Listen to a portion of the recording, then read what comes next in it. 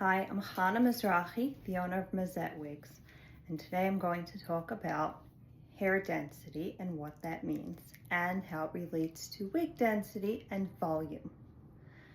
So the average head of hair, and this can vary from person to person, this just talks about the average of people in general.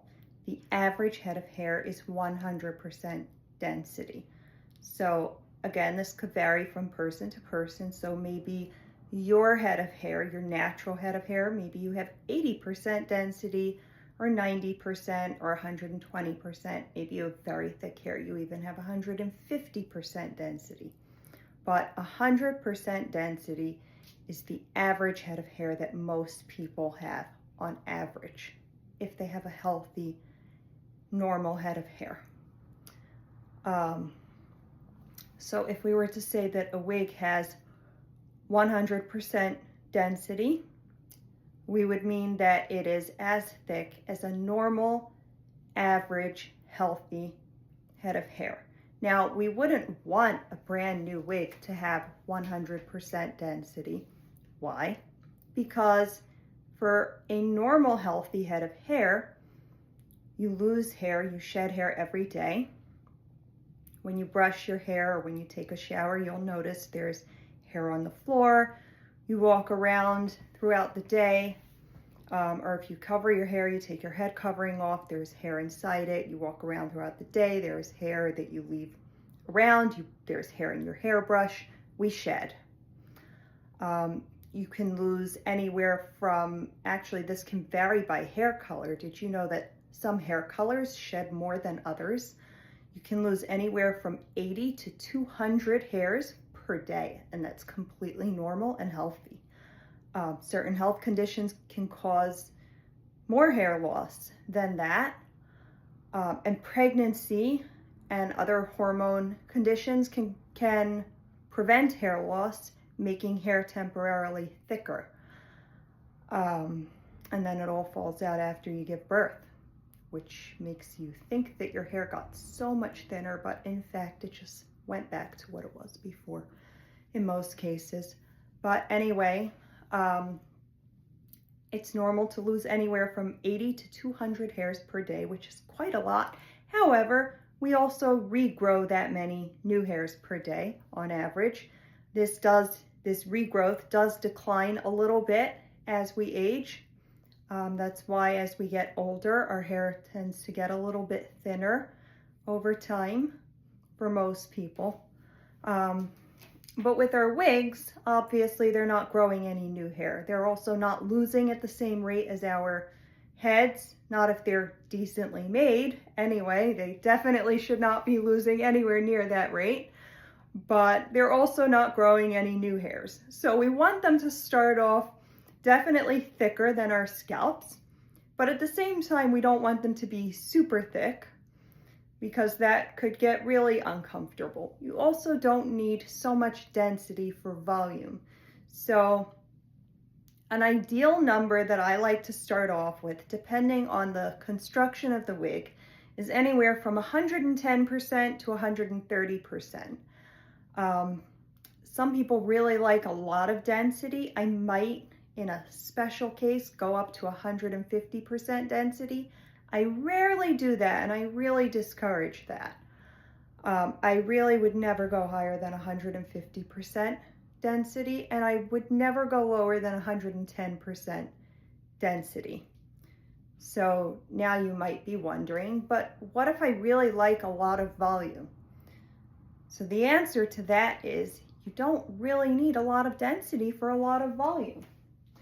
So density in a wig is not just about the scalp, how much density is in the hand-tied scalp area, but also the wefts. A weft is a row of hair, the machine-made part of the wig, this part.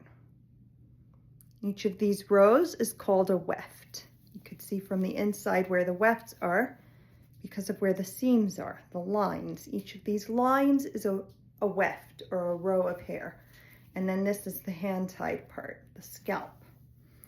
So in a higher density wig, it's not just that it would have more wefts, it's that each weft itself actually has more hair. If you go feeling around a higher density wig and you go poking around it, feeling like this, you could feel, by comparison to something like this, a lower density wig, the wefts themselves actually feel noticeably thicker. So you could debulk it, meaning you could take out a bunch of wefts to make it a lighter weight, make it more comfortable. But the wefts themselves are still going to be a lot thicker. So you can only do so much. But volume comes from the number of wefts, not from the density of the wefts, because look at those. That hair is, it's like kind of tightly packed. So if I have, let's say, 10 wefts over there, that's going to give me an amount of volume that 10 wefts would give me. If they're 10 very thick wefts, it's just going to give me a lot of weight. It's not going to give me a lot of volume necessarily, meaning 20 very lightweight, low density wefts that are spread out will give me more volume than 10 very thick, heavy wefts, even though the 10 thick, heavy wefts could weigh noticeably more than the 20 lightweight wefts. So now let's talk about volume. Whether you air dry or blow dry or style or don't style your wigs, there are all kinds of tricks if you want to achieve volume. You do not need density for that. Also, if you do want a lot of density, you could just make sure you get it up here. You could do the density where you need the density. You could do it up here for height on top, if you really feel you need that. Or you could do the wefts down here, keep it low density up here, if you feel you need that for big volume down here. But again, you really don't need that. This wig is 130% density. This isn't styled at all. It's not even blown dry. It's just air dried. Look at all this height. I didn't do anything to this. Like I said, there are tricks for air drying. The trick for this is I dry it straight back with no part and then part it after it's dry. Because I do like volume around my face. I do like a little height. So I part it after it's dry, because then the hair, when it falls forward into that part, it's going to naturally give it some volume, some lift, a little oomph. If I wanted even more volume than that, I could blow dry it, I could style it. I could even not style it, just like put a little hairspray when I let it fall forward. You can, and this is 110% density. Look at all that volume. Now this is curly, this is naturally gonna be more volume anyway, but it's not just that it's so much lighter though. When it's a low density wig, the hair isn't packed tightly. It's got freedom to move. It can stay away from your face. It can flow, it can move.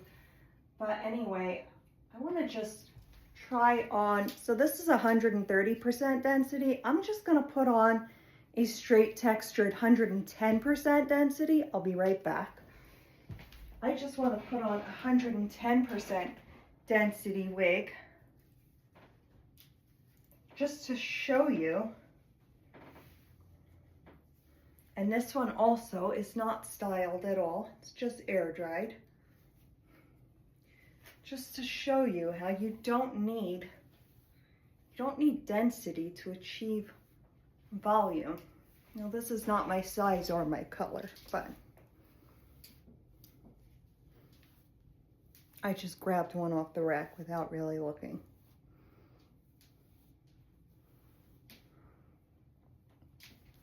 Yes, so this is 110% density.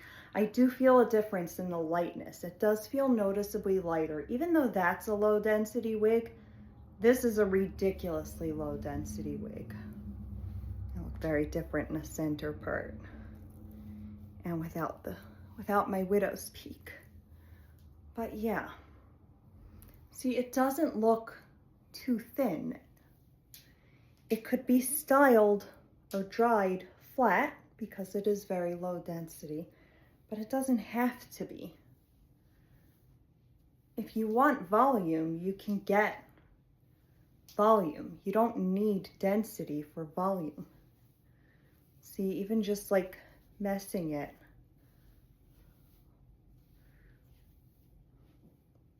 But think of it like your head of hair. You know how hairstyle trends have changed. Sometimes big hair has been really in style. Sometimes flat hair has been really in style. Well, hair thickness trends haven't changed. It's our scalps. You can't change the way a scalp grows hair and the way hair follicles grow.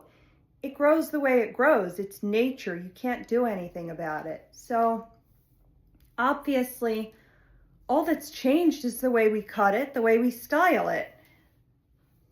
The same is true with wigs. You don't need to change the thickness of your wig and make it unnaturally thick to get a high volume style if that's what you're into. You can get a low density wig that looks and feels more natural, and it's certainly a lot more comfortable.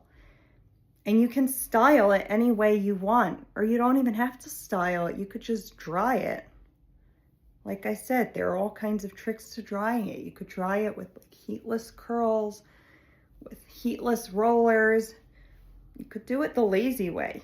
You don't have to work so hard or send it out to be done. There's nothing wrong with that either. But again, I cannot emphasize this enough. You do not need high density for high volume. If you want high volume, you should still be comfortable. Go with a low density wig. Again, this is 110% density. This does not look thin. This looks like a healthy head of hair. This is gorgeous. Makes a nice pet too.